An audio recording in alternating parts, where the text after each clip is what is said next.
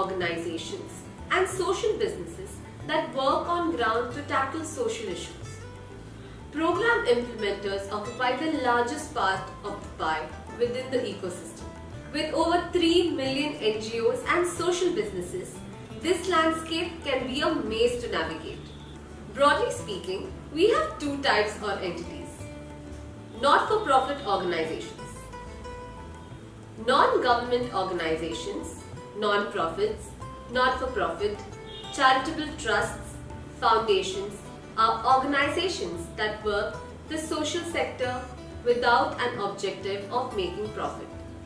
They are entities that use their resources, financial and others, to provide goods or services for the benefit of people and or the environment. They are also called implementers. Running of schools, cleaning public spaces, building housing, protection of vulnerable population, advocacy for a cause are just some of the areas these organizations work in.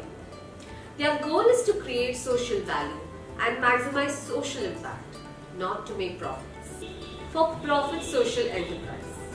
Social business is relatively a new type of organization within the timeline of social work that has now existed for 10 to 20 years but is becoming popular and viable alternative to address social issues.